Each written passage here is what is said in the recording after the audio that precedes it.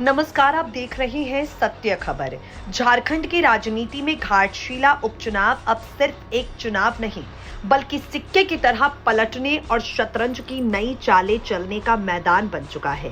पिछले चुनाव में जेएलकेएम ने 8,092 वोटों के छोटे लेकिन सुनियोजित धमाके से सबको चौंकाया।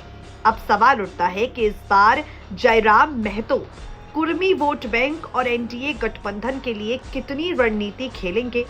उनके फैसले का सुदेश महतो और जेएलकेएम की रणनीति पर क्या असर पड़ेगा। बीजेपी इस उपचुनाव में छोटी सी भी गलती नहीं करना चाहती। भाजपा का लक्ष्य है जयराम महतो को अपने पाले में खींचना, ताकि एनडीए की स्थिति मजबूत हो और घाटशिला का समीकरण एनडीए की दिशा में जाए, भाजपा की दिशा में जाए।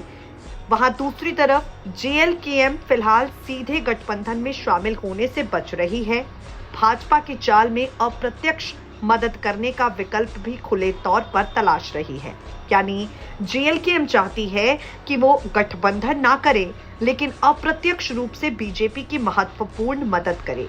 जेएमएम ने अपनी पूरी तैयारी कर ली है। अनौपचारिक रूप से इस बात का फैसला हो चुका है कि रामदास सोरेन के निधन के बाद उनके बेटे सोमेश चंद्र सोरेन को इस सीट से उम्मीदवार बनाया जाएगा। पार्टी के भीतर इस पर सहमति बन चुकी है। अब इन सबके बीच आपको बता दें, घाटशिला उपचुनाव में सबसे ज्यादा नजर भारतीय जनता पार्टी पर टिकी है। घाटशिला उपचुनाव के जरिए झारखंड की राजनीति में नए गठबंधनों और अप्रत्याशित फैसलों की दिशा तय कर सकता है। छोटे लेकिन निर्णायक खिलाड़ी जयराम महतो और जेएलकेएम की चालें इस चुनाव को सिर्फ वोटों की दौड़ नहीं, बल्कि रणनीतिक शतरंज का मंच बना रही है।